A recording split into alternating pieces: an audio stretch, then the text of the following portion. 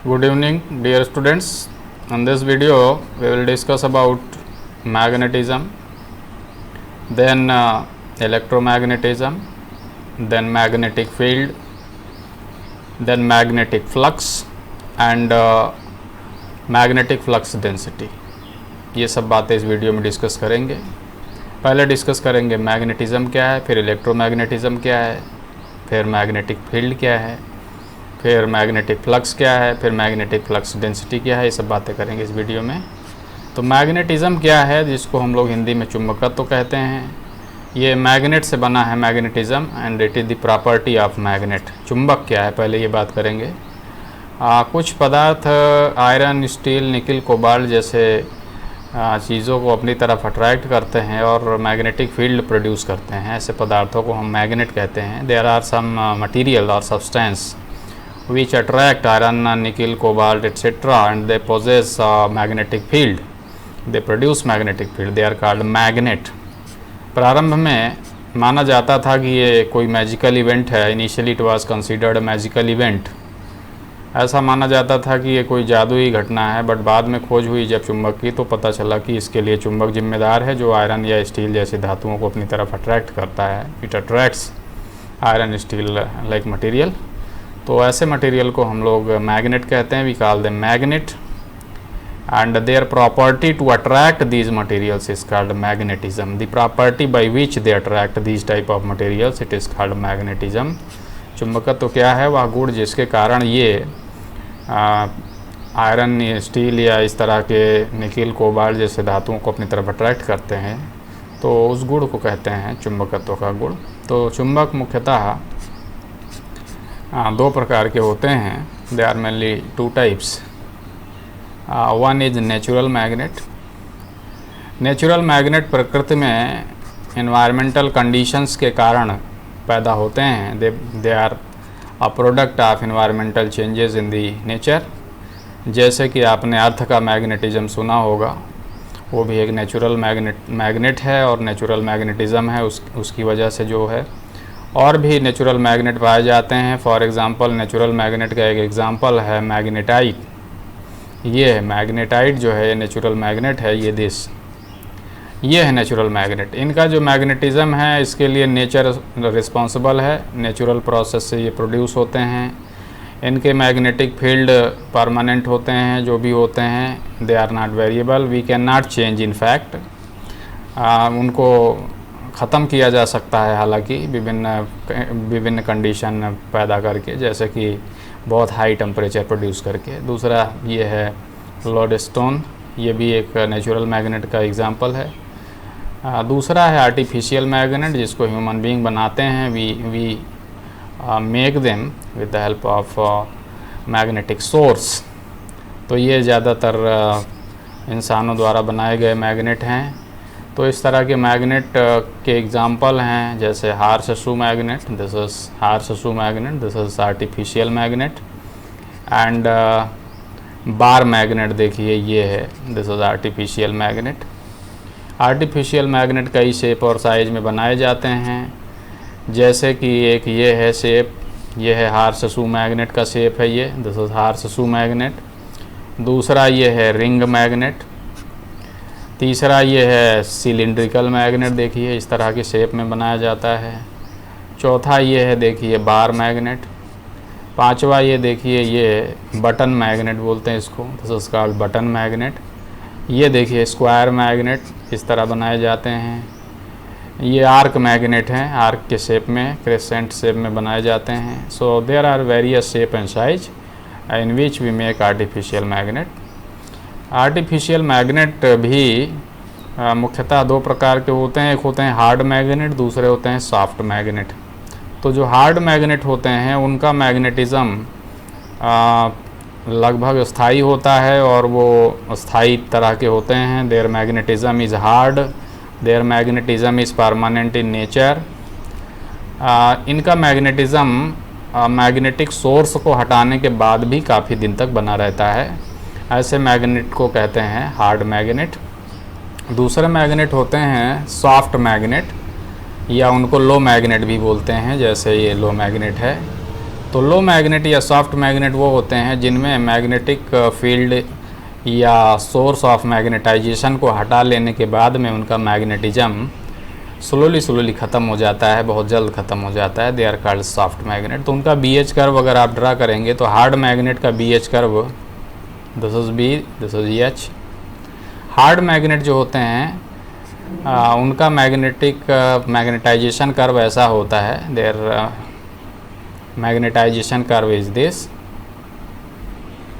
High residual magnetism है, देखिए magnetism which remains is high and you need a lot of coercive force to remove that magnetism। ये magnetism इसमें बचा है, इसको हटाने के लिए बहुत ज़्यादा मैग्नेटाइजिंग फोर्स की आवश्यकता होती है विपरीत दिशा में। तो ये हार्ड मैग्नेट हैं। दूसरा सॉफ्ट मैग्नेट हैं, इनमें रेजिडुअल मैग्नेटिज्म अपेक्षाकृत कम होता है और ये इनको डीमैग्नेटाइज करने के लिए बहुत स्मॉल मैग्नेटाइजिंग फोर्स की आवश्यकता होती है और इनका मैग्नेटिज्म बहुत जल्द समाप्त हो जाता है, बहुत अल्प समय में। तीसरे होते हैं electromagnet. Electromagnet they are very important because we have variety of applications for this type of magnets. Electromagnet से बना है इलेक्ट्रोमैग्नेटिज्म। इलेक्ट्रोमैग्नेट क्या है? विद्युत चुंबक। For your kind information, when electrons flow through a wire और conductor, they produce magnetic field around them। Moving charge या गतिशील आवेश मैग्नेटिज्म प्रोड्यूस करते हैं, दे प्रोड्यूस मैग्नेटिज्म। ऐसा इसलिए करते हैं कि जो मूविंग चार्ज जो होते हैं वो अपने सराउंडिंग मीडियम को अफेक्ट करते हैं, उस पर प्रभाव डालते हैं। मैग्नेटिज्म के लिए जो जिम्मेदार कारक होता है वो होता है इलेक्ट्रॉन का अपनी कक्षा में चक्कर लगाने के अलावा अपनी एक्सिस पे स्पिन, वो स्पिन करते हैं अपनी एक्सिस पे। तो स्पिन डिफरेंट होती है, अलग अलग एटम्स में स्पिन का जो डायरेक्शन है अलग अलग हो सकता है।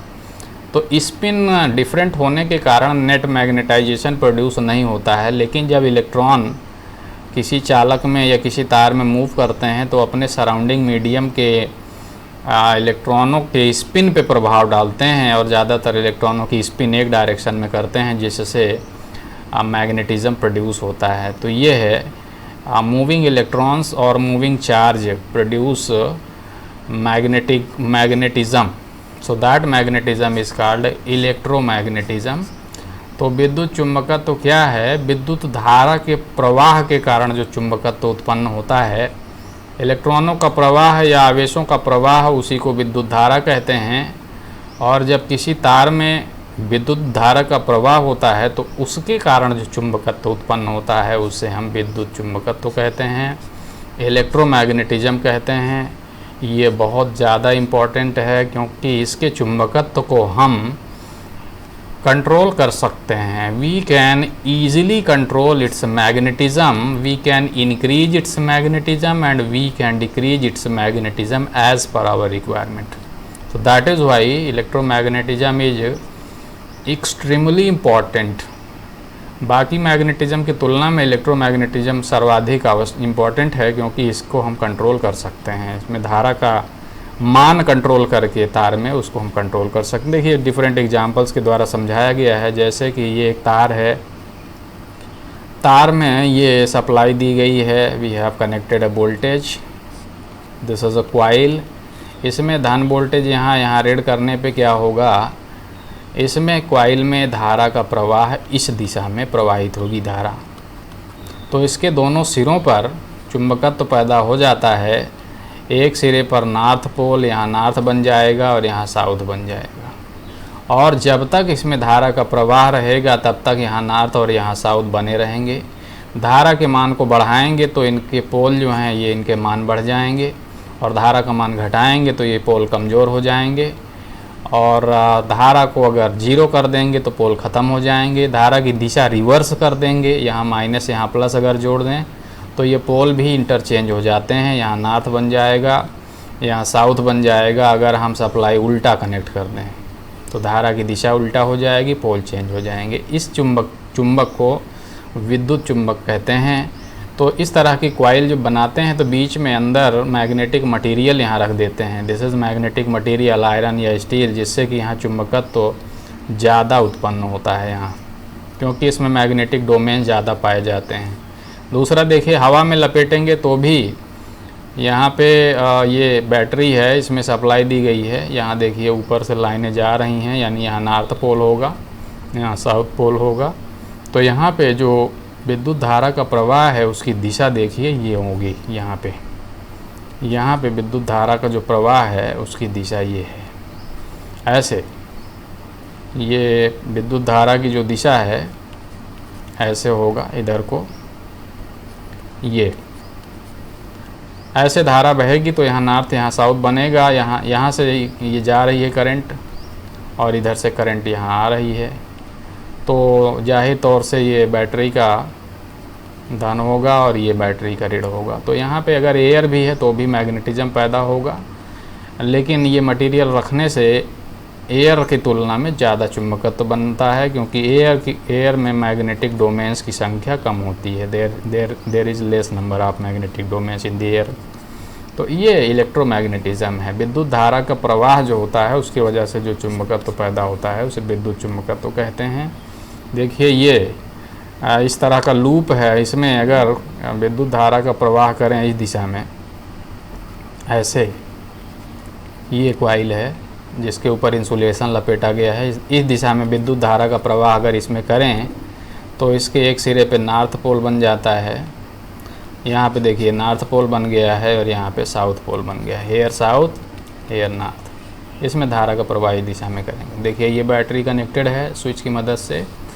यहाँ पे ये बैटरी को जोड़ा गया है। बैटरी का ये प्लस है, देखिए ये प्लस, ये बैटरी का माइनस है। ये तार है कील के ऊपर लपेटा गया है। This is a wire wound on a material like steel और आयरन का ये होगा। अब इसमें आप इसमें सप्लाई ऑन करेंगे तो इसमें करंट का प्रवाह होगा इस दिशा में, ऐसे ऐसे करंट फ्लो करेगी और यहाँ पे करंट इस दिशा में इधर से आएगी ऐसे। This is the direction of current. तो यहाँ पे पाया गया कि देखिए ये जो पिन है इनको ये अट्रैक्ट कर रहा है अपनी तरफ। इसका मतलब यहाँ चुंबकत्व पैदा हो गया है। यहाँ चुंबकत्व क्यों पैदा हो गया है? क्योंकि ये विद्युत धारा का प्रवाह इसमें हो रहा है तो इसके दोनों सिरों पर चुंबकत्व पैदा हो जाएगा, जैसा हम अभी बता रहे थे। इलेक्ट्रॉनों के प्रवाह के कारण या आवेशों के प्रवाह के कारण चुंबकत्व उत्पन्न हो जाता है, जिसे विद्युत चुंबकत्व कहते हैं। तो इसके एक सिरे पे नॉर्थ पोल और दूसरे सिरे पे साउथ पोल उत्पन्न हो जाएगा। तो यहाँ पे साउथ पोल और यहाँ पे नॉर्थ पोल पैदा हो जाएगा। तो ये अट्रैक्ट करेगा पिन को अपनी तरफ, और जैसे ही इसको ऑफ कर देंगे स्विच को, वैसे ही चुंबकत्व ख़त्म हो जाएगा और ये पिन को छोड़ देगा। So electromagnetism exist as long as there is current. जब तक धारा का प्रवाह होगा तब तक यहाँ चुंबकत्व रहेगा। जैसे ही धारा का प्रवाह समाप्त हो जाएगा चुंबकत्व समाप्त हो जाएगा। इसे विद्युत चुंबकत्व कहते हैं। इसके मान को कंट्रोल कर सकते हैं। कब उत्पन्न करना है ये भी कंट्रोल कर सकते हैं, कब ख़त्म करना है ये भी कंट्रोल कर सकते हैं। So that is why electromagnetism is very very very important. इस संदर्भ में, मैग्नेटिज्म के संदर्भ में कूलाम ने 2 नियम दिया था। कूलाम्स लॉ उनको बोलते हैं, Coulomb's law of magnetism. Coulomb का पहला नियम है, first law, like pole repel each other. जैसे चार्ज के संबंध में नियम दिया था वैसे ही कूलाम ने पोलों के संबंध में भी नियम दिया था। Like pole repel each other, unlike pole attract each other.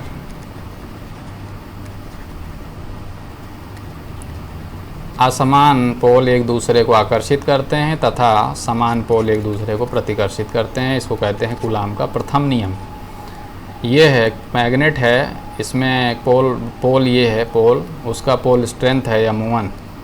m1 pole strength है इसका मैग्नेट का, m2 पोल स्ट्रेंथ है इस मैग्नेट का। अगर पोल समान हैं, जैसे कि नॉर्थ नॉर्थ हैं, तो एक दूसरे को प्रतिकर्षित करेंगे, इसका ये अर्थ है like pole repel each other. अगर एक पे नॉर्थ है और दूसरे पे साउथ है तो ये अट्रैक्ट करेंगे एक दूसरे को। इसका ये मतलब है unlike pole attract each other. ये है कूलाम का प्रथम नियम। दूसरा होता है कूलाम का द्वितीय नियम, वो मैग्नीट्यूड के बारे में बात करता है। Force is directly proportional to multiplication of pole strength. इसका पोल स्ट्रेंथ m1, इसका पोल स्ट्रेंथ m2, दोनों के गुणनफल के समानुपाती होता है ये। और उनके बीच की दूरी, ये दूरी है r, पोलों के बीच की दूरी r है, उसके वर्ग के व्युत्क्रमानुपाती होता है।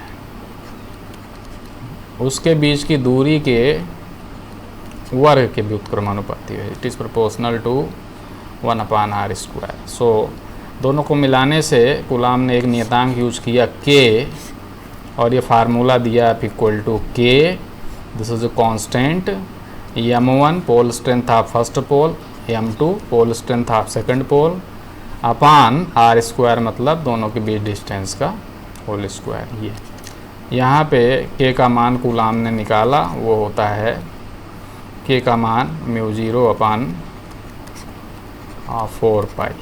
ये k का मान है, कूलाम ने निकाला एक्सपेरिमेंटली प्रयोगों के आधार पे, और μ0 का मान है 4π × 10⁻⁷। ये कूलाम का नियम है, ये याद रखिएगा, kindly remember.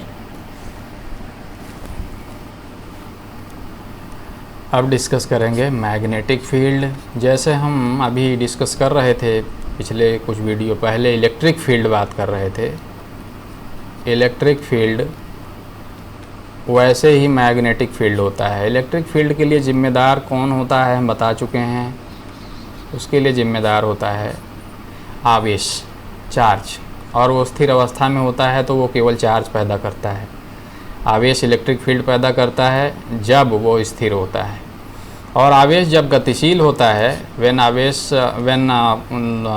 When charge moves, ये जो चार्ज है मूव करता है, तो इलेक्ट्रिक फील्ड तो पैदा करता ही है, साथ में मैग्नेटिक फील्ड भी प्रोड्यूस करता है। तो मैग्नेटिक फील्ड प्रोड्यूस करता है तो उससे बनता है मैग्नेटिज्म या चुंबकत्व। तो वो डिस्कस करेंगे हम लोग मैग्नेटिक फील्ड। इलेक्ट्रिक फील्ड यहाँ पे डिस्कस नहीं करेंगे। Electric field is due to static charge, magnetic field is due to moving charge. ये मूविंग चार्ज के कारण उत्पन्न होता है मैग्नेटिक फील्ड। इलेक्ट्रोमैग्नेटिज्म जिसकी हम बात कर रहे हैं, खास करके इलेक्ट्रोमैग्नेटिज्म या विद्युत चुंबकत्व तो मूविंग आवेश के कारण उत्पन्न होता है। तो क्या है मैग्नेटिक फील्ड, देखिए ये चुंबक है उसका नॉर्थ पोल, ये चुंबक है उसका साउथ पोल। इसके चारों तरफ देखिए लाइन दिख रही हैं, दीज लाइंस, ये लाइनें हैं। हम अभी थोड़ी देर पहले डिस्कस कर रहे थे चुंबक क्या होता है, जो अपनी तरफ अट्रैक्ट करने का गुण होता है आयरन या स्टील या निकिल कोबाल्ट जैसी वस्तुओं को, और ऐसे पदार्थ चुंबक कहलाते हैं, और उनके चुंबकीय क्षेत्र भी होते हैं, दे पोजेस मैग्नेटिक फील्ड। तो यहाँ पे हम टेस्ट पोल लेते हैं, टेस्ट पोल, जैसे टेस्ट चार्ज लेते थे धनात्मक, वैसे टेस्ट पोल को हमेशा हम लेते हैं north pole. North pole is always taken as test pole. तो मैग्नेटिक फील्ड क्या है, किसी मैग्नेट या मैग्नेटिक सोर्स के चारों तरफ का वह क्षेत्र जहाँ पर कोई चुंबकीय पदार्थ अपने ऊपर बल का अनुभव करता है। स्पेस और region around a magnet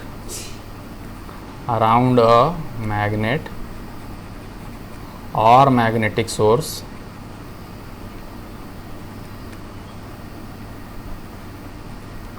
where a magnetic material experiences force on it or magnetic object experiences force on it is called magnetic field। तो चुंबक के चारों तरफ का वह क्षेत्र होता है, ये चुंबक है, इसके चारों तरफ का वह क्षेत्र जहाँ पे कोई चुंबक या चुंबकीय पदार्थ लाने पर वह अपने ऊपर बल का अनुभव करता है, उसे चुंबकीय क्षेत्र कहते हैं। इसको काल्पनिक रेखाओं के माध्यम से प्रदर्शित किया जाता है। जिस प्रकार इलेक्ट्रिक फील्ड को काल्पनिक रेखाओं से प्रदर्शित किया जाता है, उसी प्रकार से चुंबक के चारों तरफ चुंबकीय क्षेत्र को भी काल्पनिक रेखाओं से प्रदर्शित किया जाता है। ये जैसे नॉर्थ पोल है, यहाँ से लाइनें निकलती हैं बाहर की तरफ। नॉर्थ पोल से लाइनें बाहर क्यों निकलती हैं? क्योंकि यहाँ पे एक यूनिट नॉर्थ पोल रखने पर उस पे लगने वाले बल की जो दिशा है वही दिशा मैग्नेटिक फील्ड लाइनों की दिशा होती है। So the direction of magnetic field is the direction of force on north pole और यूनिट नॉर्थ पोल और यूनिट टेस्ट पोल, जिसको हम नॉर्थ पोल को ही टेस्ट पोल लेते हैं, इस पे लगने वाले बल की दिशा होती है। तो इस लाइन के किसी बिंदु पर अगर नॉर्थ पोल को रखा जाए तो वहाँ टेंजेंट खींचने से जो दिशा होगी वही वहाँ पे मैग्नेटिक फील्ड की दिशा होगी। फॉर एग्ज़ाम्पल यहाँ टेंजेंट खींचेंगे तो इधर नॉर्थ पोल पर बल लगेगा, तो यहाँ मैग्नेटिक फील्ड की दिशा इधर है। यहाँ पे नॉर्थ पोल रखेंगे तो उस पर लगने वाले नॉर्थ पोल पर बल की दिशा इधर को होगी, इसलिए यहाँ मैग्नेटिक फील्ड की दिशा ये है। यहाँ पे रखेंगे तो नॉर्थ पोल पर लगने वाला बल जो है वो इधर को होगा, इसीलिए यहाँ पे मैग्नेटिक फील्ड की दिशा ये है। So these magnetic field lines basically represent the force on a north pole placed at any point on this line। इसके किसी बिंदु पर नॉर्थ पोल को रखने पर उस पर लगने वाले बल की ये दिशा को व्यक्त करती हैं। और नंबर ऑफ लाइंस जितना अधिक होंगी मैग्नेटिक फील्ड उतना स्ट्रॉन्ग होगा। Stronger magnetic field if number of lines are more and weaker magnetic field if number of lines are less. तो किसी चुंबक का चुंबकत्व तो स्ट्रॉन्ग है तो लाइनें ज़्यादा बनाएंगे, किसी चुंबक का चुंबकत्व तो अगर कमज़ोर है तो कम लाइनें बनाएंगे। तो चुंबकीय क्षेत्र जो है magnetic field, if it is strong lines are more, if it is weak lines are less. तो लाइनें चुंबक से वास्तव में निकलती नहीं हैं, ये इमेजिनरी लाइंस हैं। These are imaginary line, they don't exist. किसी चुंबक से इस प्रकार की कोई लाइन निकलती नहीं है। ये लाइनें काल्पनिक रेखाएं हैं जो चुंबकीय क्षेत्र को व्यक्त करने के लिए बनाई जाती हैं। यहाँ पे नॉर्थ पोल रखेंगे तो उस पे बल की दिशा चूँकि इधर को होगा, इसीलिए यहाँ पे लाइन जो है अंदर की तरफ। साउथ पोल पे लाइनें अंदर की तरफ क्यों होता है? क्योंकि वहाँ पे नॉर्थ पोल रखने पर अंदर की तरफ फोर्स लगता है, आकर्षण।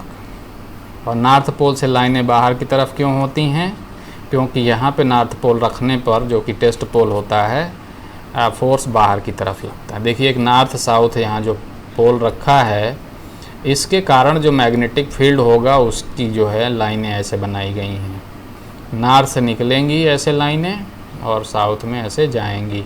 और इस लाइन के किसी बिंदु पर टेंजेंट खींचें स्पर्श रेखा, तो वो टेंजेंट या स्पर्श रेखा मैग्नेटिक फील्ड की डायरेक्शन व्यक्त करेगा उस बिंदु पर। किसी भी बिंदु पर इस लाइन के खींचेंगे अगर टेंजेंट तो वो मैग्नेटिक फील्ड को व्यक्त करेंगी। जैसे ये हार्स-शू मैग्नेट है, नॉर्थ साउथ, इसके कारण मैग्नेटिक फील्ड ऐसा होगा।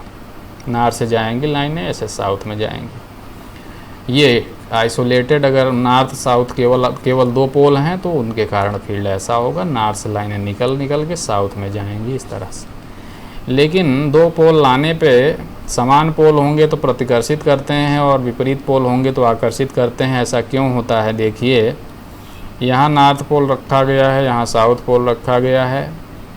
नॉर्थ पोल से लाइनें साउथ में जाती हैं, ये आपको मालूम है। You know these lines move from north to south, ऐसे जाती हैं, ऐसे अपना मार्ग कंप्लीट करेंगी। They close their path like this, ऐसे लाइंस ऐसे जा रही हैं, सबकी दिशा ये है।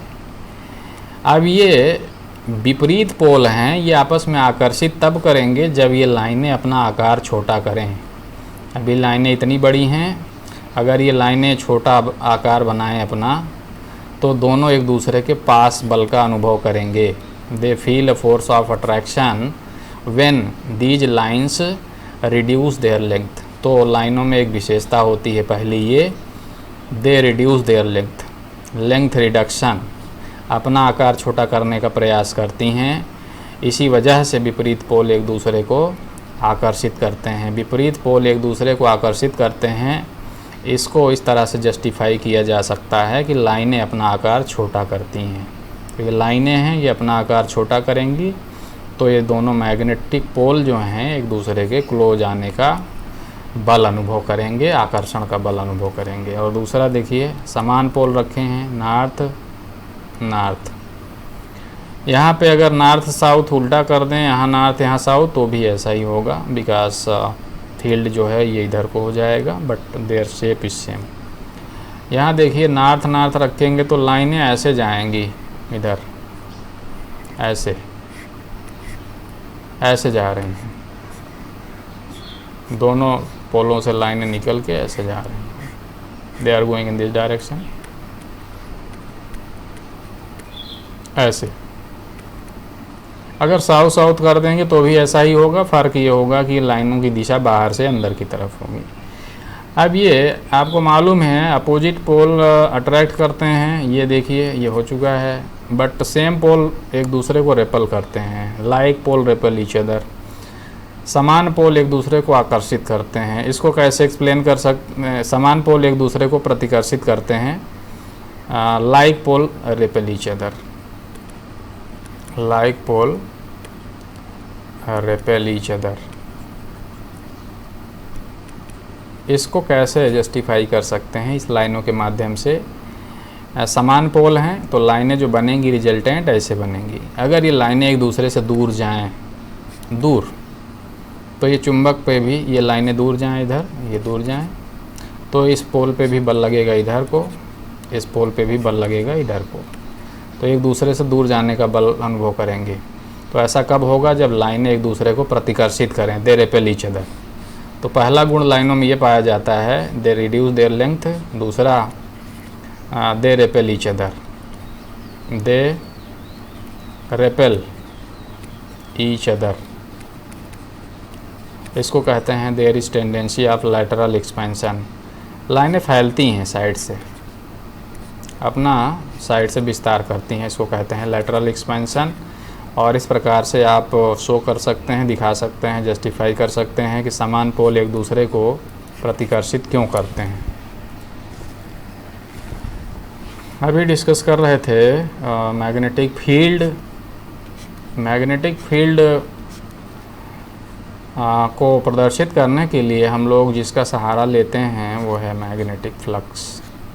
इसको फाई से डिनोट करते हैं, और ये इलेक्ट्रिक फ्लक्स से डिफरेंट है। हम आपको पहले डिस्कस कर चुके हैं, बता चुके हैं। इलेक्ट्रिक फ्लक्स जो होता है it is due to charge and it is denoted by Sai.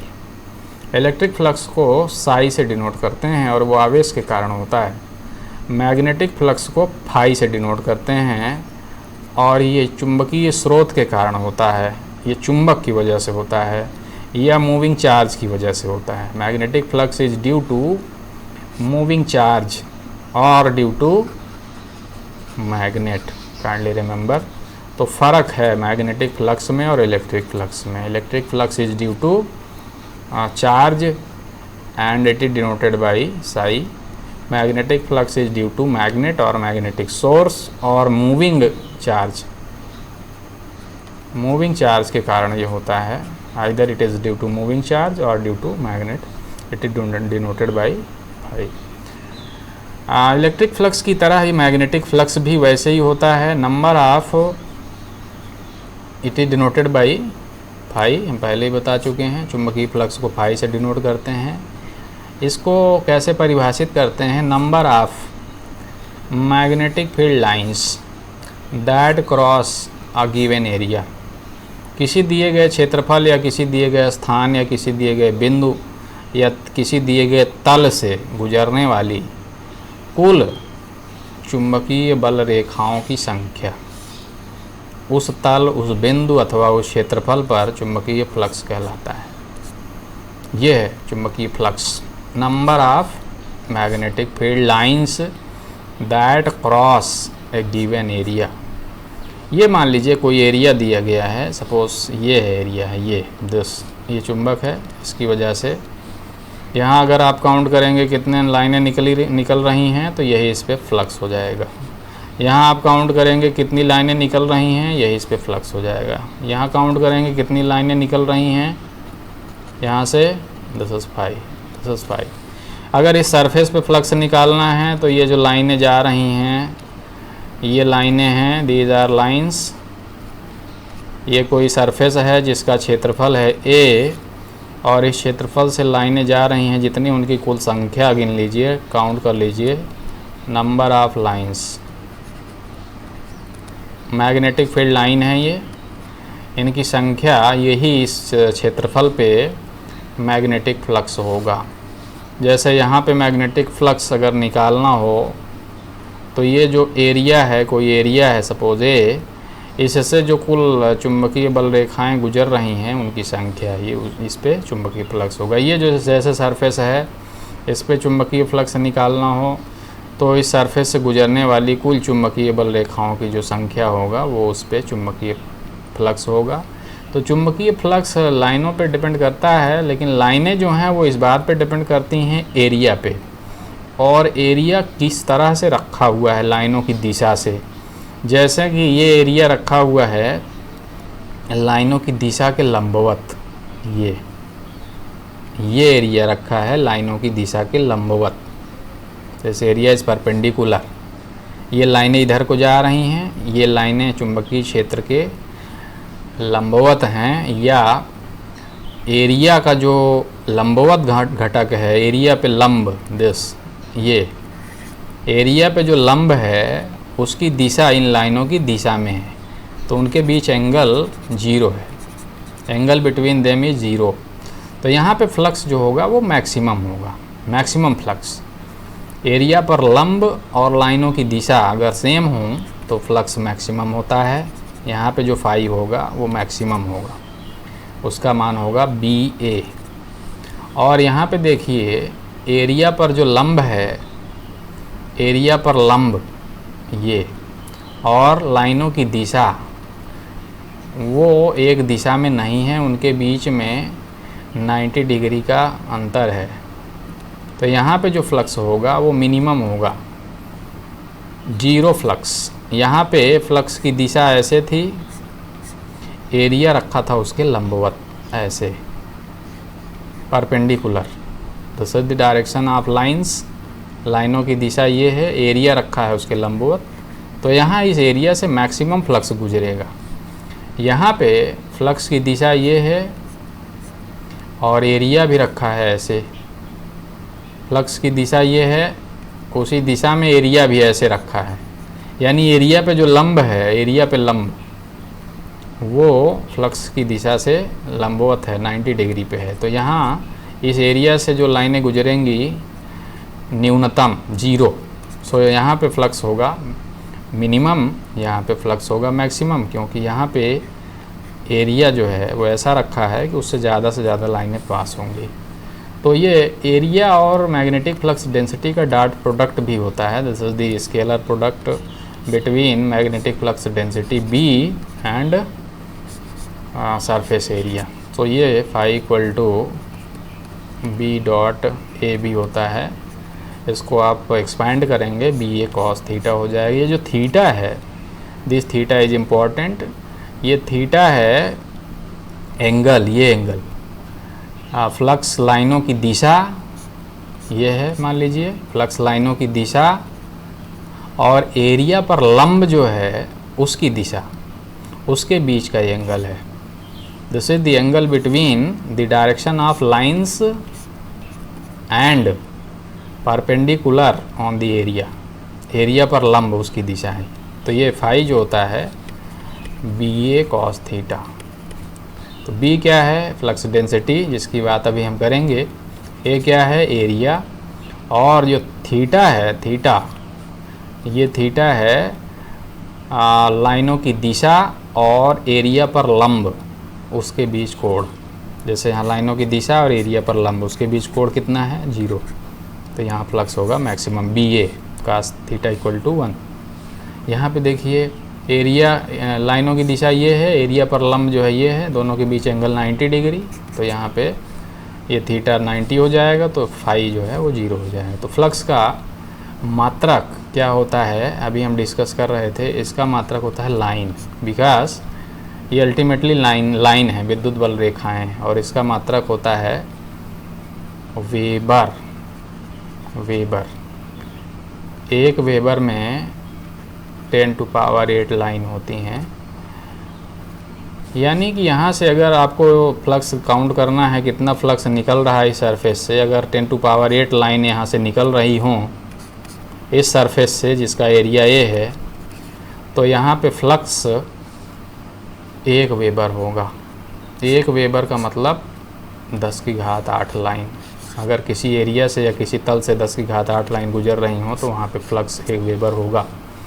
और दूसरा फ्लक्स का यूनिट, एक तो लाइन है, दूसरा वेबर है। वेबर कमर्शियल या प्रैक्टिकल यूनिट है, लाइन बहुत छोटा यूनिट है। तो 1 वेबर में 10⁸ लाइन। दूसरा इससे और इससे भी निकालते हैं इसका यूनिट जो है, जैसे कि इसका यूनिट होता है टेस्ला और इसका यूनिट होता है मीटर स्क्वायर। तो फ्लक्स का यूनिट, चुंबकीय फ्लक्स का मात्रक टेस्ला मीटर स्क्वायर भी होता है, वेबर भी होता है, टेस्ला मीटर स्क्वायर भी होता है। टेस्ला बी का मात्रक, मीटर स्क्वायर ए का मात्रक। इस पे थोड़ा और डिस्कस कर लें। फाई का मान किन किन बातों पे डिपेंड करता है। ये मैग्नेट है, मैग्नेटिक सोर्स है, यहाँ से कुल निकलेंगी जो लाइनें उनकी संख्या है फ्लक्स। देखिए यहाँ पे फाई, यहाँ पे फाई, एरिया सेम है, एरिया इज सेम, दोनों का ये है। लाइनें भी लंबवत जा रही हैं दोनों में, ये लाइनों की दिशा है और एरिया ऐसे रखा है लंबवत। यहाँ भी ये लाइनों की दिशा है और एरिया लंबवत रखा है। तो सब कुछ सेम है, एवरीथिंग इज सेम। लेकिन अगर लाइनों की संख्या कम है, जैसे यहाँ लाइनों की संख्या कम है, यहाँ कितनी लाइनें हैं, 6 लाइन, यहाँ कितनी लाइनें हैं और ज़्यादा हैं, यहाँ पे नंबर ऑफ लाइन्स ज़्यादा हैं, तो यहाँ पे फ्लक्स ज़्यादा होगा। Here flux is more, here flux is less, magnetic flux is less. यहाँ देखिए ये सरफेस है ऐसा, ये सरफेस है ऐसा, दिस। यहाँ से कुल लाइनों की संख्या गिन लीजिए जो गुजर रही हैं, वही इस पे फ्लक्स हो जाएगा। यहाँ देखिए इस एग्जांपल में इन दोनों में कंपेयर करिए, एरिया सेम है और दोनों फ्लक्स के दिशा के, लाइनों की दिशा के लंबवत रखे हैं एरिया। यहाँ भी, यहाँ लाइनों की दिशा ये है, एरिया रखा है उसके लंबवत परपेंडिकुलर। बट यहाँ लाइनें ज़्यादा, नंबर ऑफ लाइनें गुजर रही हैं, इसलिए यहाँ पे फ्लक्स ज़्यादा है, यहाँ पे फ्लक्स कम है। Area same, direction same, but number of lines are less, तो यहाँ पे फ्लक्स लेस, यहाँ पे फ्लक्स मोर, ज़्यादा लाइनें गुजर रही हैं। यहाँ पे देखिए ये इंक्लाइंड है, यहाँ पे फ्लक्स की दिशा या लाइनों की दिशा ये है ऐसे, लेकिन एरिया जो है फ्लक्स की लाइनों की दिशा के लंबवत नहीं है, बल्कि ऐसे है, ये ऐसे इंक्लाइंड है, झुका हुआ है ऐसे। इसलिए यहाँ पे फ्लक्स जो है, मैग्नेटिक फ्लक्स कम हो जाएगा, लेस। यहाँ पे देखिए फ्लक्स वही है, लाइनें वही हैं, एरिया भी वही है, इस बार एरिया रखा है लंबवत, तो यहाँ नंबर ऑफ लाइनें जो गुजरेंगी एरिया से अधिक जाएंगी। So here flux is more flux. यहाँ पे देखिए, यहाँ पे फ्लक्स की दिशा ये है, लाइनों की दिशा देखिए ये है, ये एरिया ऐसे रखा है। यहाँ पे भी लाइनों की दिशा ये है, एरिया ऐसे रखा है, लेकिन यहाँ एरिया ही छोटा है, तो यहाँ लाइनें कम जा रही हैं, एरिया ही कम है क्योंकि, तो इसलिए यहाँ पे फ्लक्स जो है लेस होगा, यहाँ पे फ्लक्स मोर। तो फ्लक्स कुछ बातों पे डिपेंड करेगा। पहला, फ्लक्स डेंसिटी पे डिपेंड करेगा। जैसे यहाँ फ्लक्स डेंसिटी ज़्यादा है, यहाँ कम, तो फ्लक्स डेंसिटी ज़्यादा होगी तो फ्लक्स ज़्यादा होगा, फ्लक्स डेंसिटी कम होगा तो। दूसरा, एंगल पे भी डिपेंड करेगा। जैसे ये एग्जांपल में एंगल 90 पे जो रहेगा उससे ज़्यादा फ्लक्स गुजरेगा, कम पे जो रहेगा उससे कम फ्लक्स गुजरेगा। तीसरा एरिया पे भी डिपेंड करेगा। एरिया, अगर फ्लक्स डेंसिटी सेम है और एरिया ही लेस है, फ्लक्स डेंसिटी दोनों में सेम है बट एरिया यहाँ कम है, तो यहाँ पे फ्लक्स कम हो जाएगा। तो ये फ्लक्स जो होता है, मैग्नेटिक फ्लक्स, इन बातों पे डिपेंड करता है। फ्लक्स से ज़्यादा इम्पोर्टेंट फ्लक्स डेंसिटी होता है, मैग्नेटिक फ्लक्स डेंसिटी इसको बोलते हैं। इसको डिनोट करते हैं बी से। इसका मात्रक होता है, ये मैथमेटिकली दिया जाता है π/a। इसका मात्रक होता है वेबर पर मीटर स्क्वायर, या इसको टेस्ला भी बोलते हैं, it is also called tesla. तो मैग्नेटिक फ्लक्स डेंसिटी की डेफिनेशन क्या है? तो magnetic flux density the amount of magnetic flux per unit area, amount of magnetic flux per unit area of section that is perpendicular to the direction of flux. ये important है, per unit area perpendicular to the direction of flux. ये है magnetic flux. Mathematically ये B equal to π/a होता है। इसका मात्रक weber per metre square या टेस्ला, इसकी बात अभी हम कर चुके हैं। टेस्ला या weber per metre square, 1 weber per metre square equal to 1 tesla. एक टेस्ला और एक वेबर पर मीटर स्क्वायर बराबर होते हैं। तो ये क्या है मैग्नेटिक फ्लक्स? ये डिफाइन करते हैं flux, magnetic flux per unit area perpendicular to the direction of flux. चुंबकीय फ्लक्स, चुंबकीय क्षेत्र में चुंबकीय फ्लक्स के लंबवत, ये है चुंबकीय फ्लक्स, उसकी दिशा।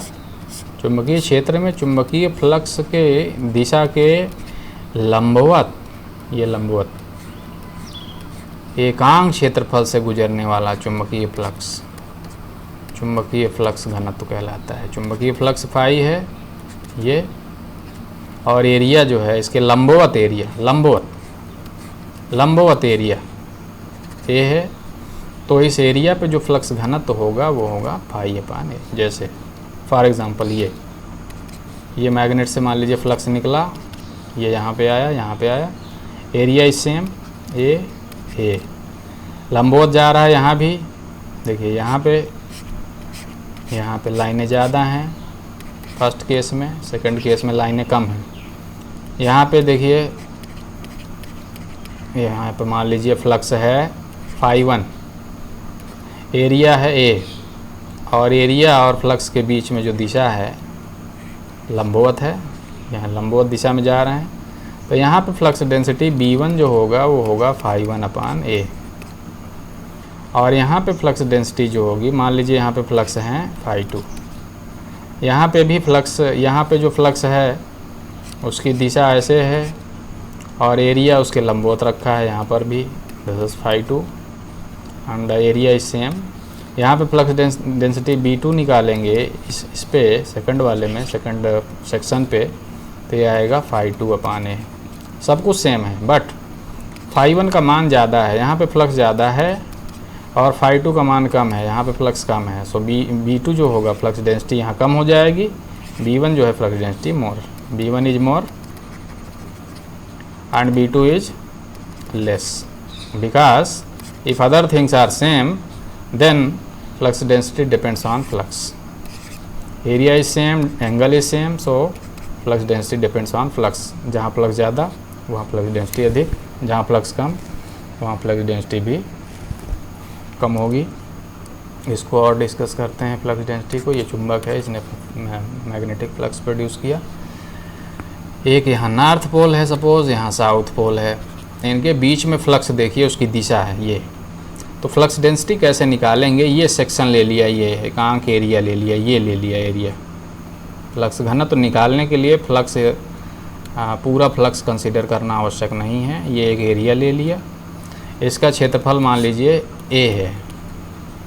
अब यहाँ काउंट कर लीजिए फ्लक्स कितना है, नंबर ऑफ लाइंस, लंबवत है तो नंबर ऑफ लाइंस जो है काउंट कर लीजिए उसकी संख्या, और उसमें एरिया से भाग दे दीजिए, और इस क्षेत्रफल पे, इस जगह पे, यहाँ पे इस पूरे रीजन में फ्लक्स डेंसिटी मालूम चल जाएगी। सो फ्लक्स डेंसिटी मालूम करने के लिए क्या करते हैं, फ्लक्स को एरिया के परपेंडिकुलर पास कराइए, और एकांक एरिया जो है, एरिया नाप लीजिए। एरिया मान लीजिए ए है, या 1 मीटर स्क्वायर है, 1 मीटर स्क्वायर अगर है तो जो फ्लक्स गुजरेगा यहाँ पे जितना, वही हो जाएगा फ्लक्स डेंसिटी। इसका मात्रक वेबर पर मीटर स्क्वायर या टेस्ला होता है। यहाँ पे देखिए, अभी थोड़ी देर पहले हम फ्लक्स की बात कर रहे थे, तो फ्लक्स में हमारे लिए इम्पोर्टेंट ये होता है नंबर ऑफ़ लाइंस। फ्लक्स में what is important in flux? Number of lines. लेकिन फ्लक्स डेंसिटी में क्या इम्पोर्टेंट होता है? Number of lines per unit area which is perpendicular to the direction of flux, ये इम्पोर्टेंट होता है। जैसे यहाँ पे ये एरिया ले लिया है 1 मीटर स्क्वायर, तो यहाँ से गिनेंगे लाइनों की संख्या, कितनी लाइनें गुजर रही हैं। एरिया रखा है ऐसे, लाइनें जा रही हैं ऐसे, लाइनें देखिए ये लाइनें जा रही हैं ऐसे, एरिया उसके लंबवत रखा है। ये एरिया 1 मीटर स्क्वायर है, एरिया जो है 1 मीटर स्क्वायर है, एरिया इज 1 मीटर स्क्वायर। तो इन लाइनों की संख्या जो होगी वही होगा फाई, और फाई अपान एरिया जो भी है 1 मीटर स्क्वायर है, तो जो फाई होगा वही हो जाएगा बी। ये होगा फ्लक्स डेंसिटी इस सरफेस पे, इस जगह पे फ्लक्स घनत्व। तो फ्लक्स घनत्व इस बात को व्यक्त करता है कि लाइनें पास पास हैं या दूर दूर हैं। लाइंस आर डेंस, लाइंस जो हैं वो डेंस हैं या स्पार्स हैं, स्पार्सली डिस्ट्रीब्यूटेड हैं। ये फ्लक्स डेंसिटी बताता है। डेंसिटी संख्या नहीं बताता है, ये बताता है कि whether lines are close to each other और lines are away from each other, are sparsely distributed और डेंसली डिस्ट्रीब्यूटेड, ये फ्लक्स डेंसिटी बताता है। तो जैसे फ्लक्स डेंसिटी के लिए यहाँ पे भी वही है जैसे फ्लक्स के लिए। जैसे यहाँ फ्लक्स डेंसिटी निकालना हो, फ्लक्स की दिशा ये है, ये लाइनों की दिशा ये है। लाइनें कैसे हैं? ऐसे हैं, लाइन्स आर दिस। अगर लाइनों की दिशा ये है तो फ्लक्स की दिशा ये है। एरिया देखिए लंबवत रखा है, लंबवत ऐसे। तो यहाँ पे जो थीटा है, थीटा एरिया पे लंब जो है और लाइनों की दिशा जो है, दोनों के बीच एंगल कितना है? एंगल यहाँ पे थीटा का मान 0 है, तो यहाँ पे कास थीटा का मान 1 हो जाएगा। तो यहाँ पे b इक्वल टू फाई अपान ए हो जाएगा, सीधा, वेरी वेरी वेरी सिंपल। यहाँ पे देखिए ये सरफेस, इस सरफेस में क्या कंडीशन है? इस सरफेस में कंडीशन ये है कि फ्लक्स की दिशा ये है, this is the direction of flux, और एरिया जो है वो भी वैसे ही रखा है पैरेलल।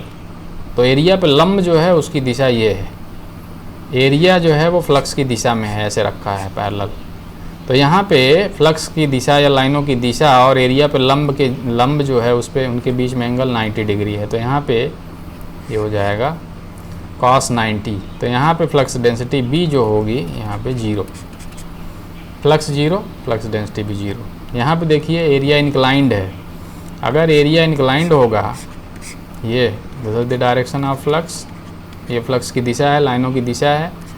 अगर एरिया इंक्लाइंड है, ऐसे इंक्लाइंड है, तो एरिया पे लंब डालिए और एरिया पे लंब जो है उसका एंगल निकालिए मैग्नेटिक फील्ड से। एरिया पे लंब जो है सपोज ये है और मैग्नेटिक फील्ड का ये दिशा है, ये फाई की दिशा ये है, इनके बीच एंगल मान लीजिए थीटा है। तो ये आपको कंपोनेंट लेना पड़ेगा फाई का ये दिशा में, तो तब फ्लक्स डेंसिटी निकलेगा। सो B इक्वल टू फाई अपान ए जो होता है, इसमें एरिया का घटक लेंगे फ्लक्स की दिशा के लंबवत, फ्लक्स की दिशा के लंबवत, या फ्लक्स की दिशा और एरिया पे लंब की दिशा जो है दोनों सेम होना चाहिए, तब फ्लक्स डेंसिटी का ये फार्मूला लेंगे। So flux density is weber per metre square और tesla, and it basically indicates whether lines are close और lines are dense और lines are sparse। तो फ्लक्स जो है उससे ज़्यादा इम्पोर्टेंट फ्लक्स डेंसिटी होता है, क्योंकि फ्लक्स ये नहीं बताता है कि लाइनें पास पास हैं कि दूर दूर हैं। फ्लक्स ये इन्फॉर्मेशन नहीं देता है कि लाइनें क्लोज हैं कि दूर दूर हैं, क्योंकि एरिया अगर बहुत ज़्यादा होगा तो फ्लक्स ज़्यादा होते हुए भी फ्लक्स डेंसिटी कम होगी। लेकिन फ्लक्स डेंसिटी ये बताती है कि एकांक क्षेत्रफल से कितनी लाइनें गुजर रही हैं। So this is better indicator, this is considered better indicator